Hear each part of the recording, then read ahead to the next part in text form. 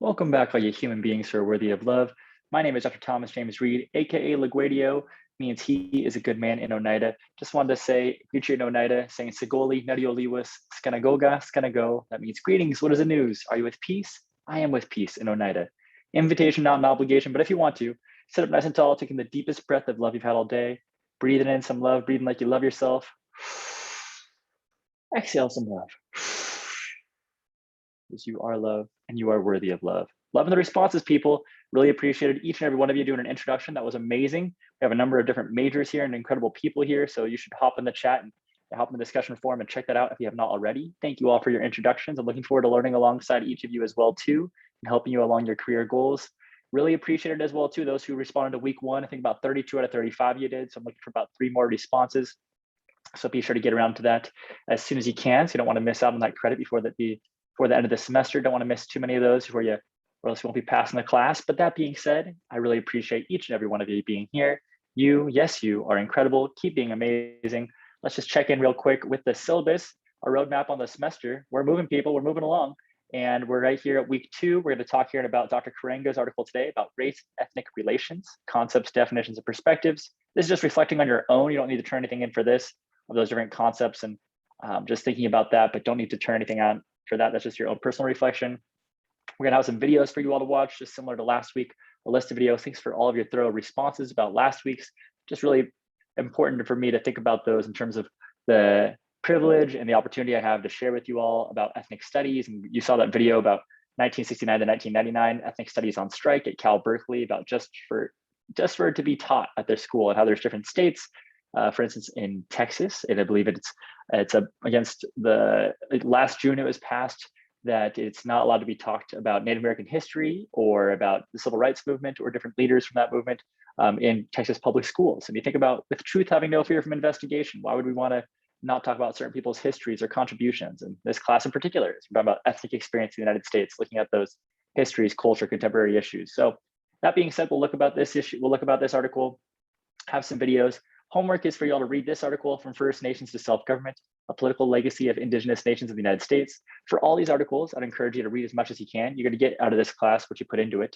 I definitely would encourage you all for sure to read the introduction, conclusion, headings, bold words, italicized words, to make sure you have an idea, a concept of what we're talking about. If you don't have a chance to read the whole article, the more you read, the more information you're gonna get out of it. But definitely do read the introduction, conclusions, headings, and italicized words as well too, so you have an idea of what we're talking about here. Notice that we'll keep on keeping on here. So that being said, now I wanted to check in right here with the Dr. Karenga article.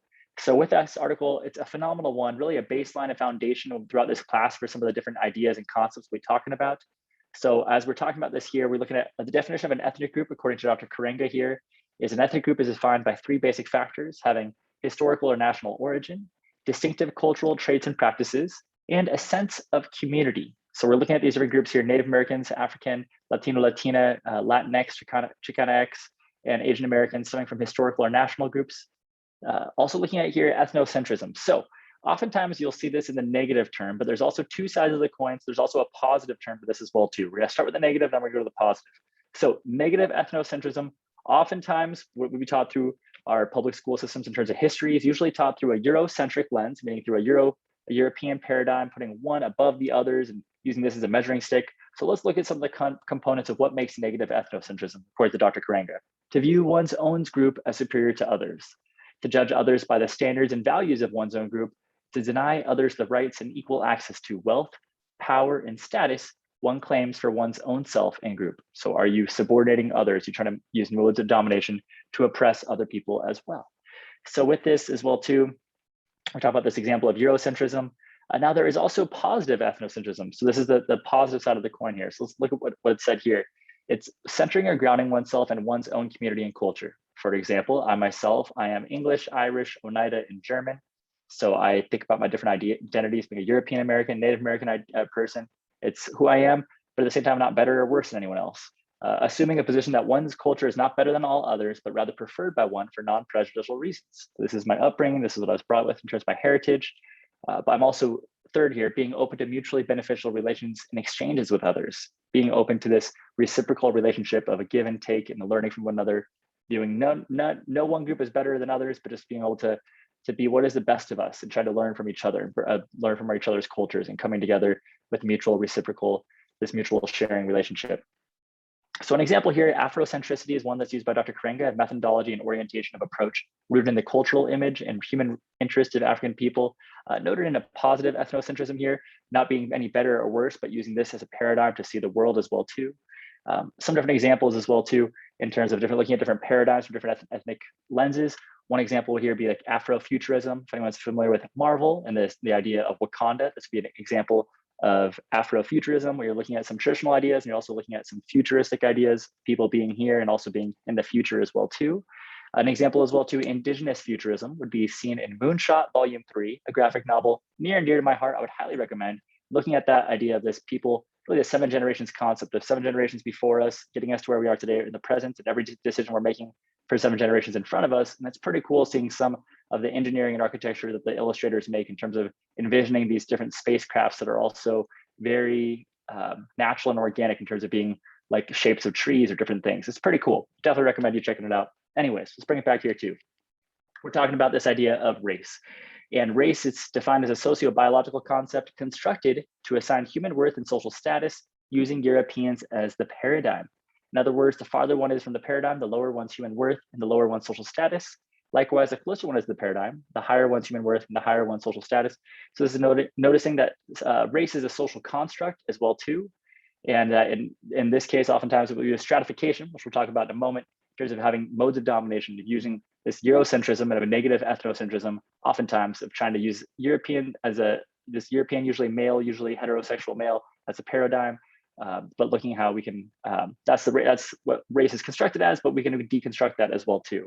So racism is a system of denial, deformation, and destruction of a people's history, humanity, and human rights based exclusively or primarily on the specious concept of race.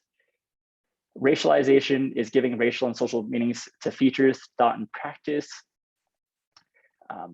And we'll look here that racial prejudice is a hostile attitude towards others because of negative assumptions about other groups and cultures.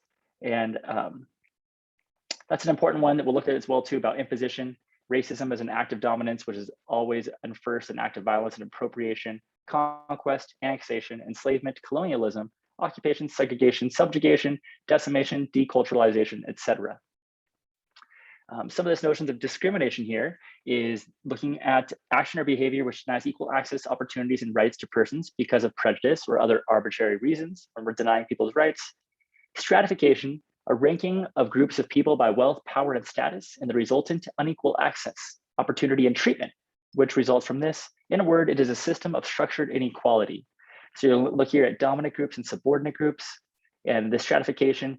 It's interesting as well too, when pointing out how stratification works. So for instance, oftentimes people will use the word minority. Well, as pointed out by Dr. Karenga, it's interesting in that the majority of people are the number of in population would be these different ethnic groups, yet they're referred to as minority.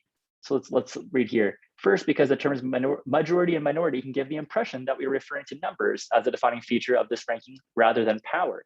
In fact, there are societies where the quote majority in number is still the quote minority in power. An example, California, the state we are in here, where people of color outnumber whites but are still referred to as minorities.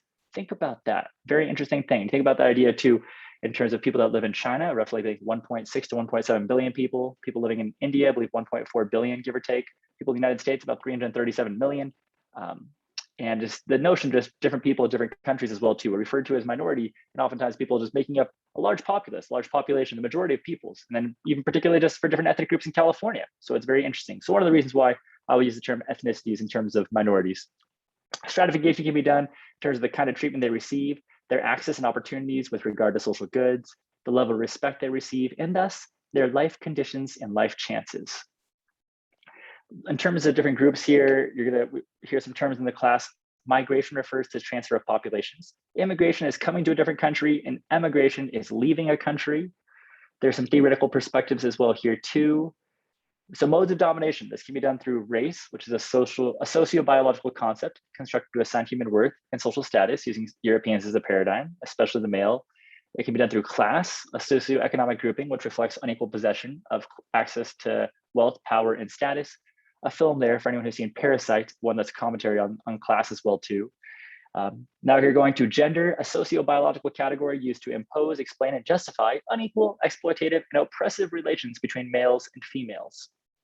So then this can be done, these systems of constructions can be done through racism, classism, and sexism, which going through is perpetuating these different norms that are there that are oppressing different groups, particularly different ethnicities, different people from lower socioeconomic statuses, people who are not heterosexual males. So that's important to recognize those, as when you do, there are, as Dr. Karenga puts, there's different responses to this, these modes of response from race, class, and gender. Some of these notions would be to submission. You can essentially accept the domination, its imposition, ideology, institutions. In a word, you can collaborate in your own oppression. There's accommodation, where you internally reject the inequities and oppression of the system, but externally work within its framework, seeking gradual change. The words from Dr. Karenga that come to me here is the danger of comfortability, things that are comfortable, but you go along with it anyways. Then lastly here, resistance. You can reject the system and confront it on every level possible. Some of the varied and constant forms of resistance are cultural struggle, armed struggle, economic struggle, being strikes, boycotts, selective buying, political struggles, being organization, demonstrations, education, mobilization, institutional penetration, institutional disruption. The method and intensity of the struggle are determined by the extent and pace of change sought, which ranges from liberal reform to radical change and revolution. Modes of cultural construction as well too, it finishes with.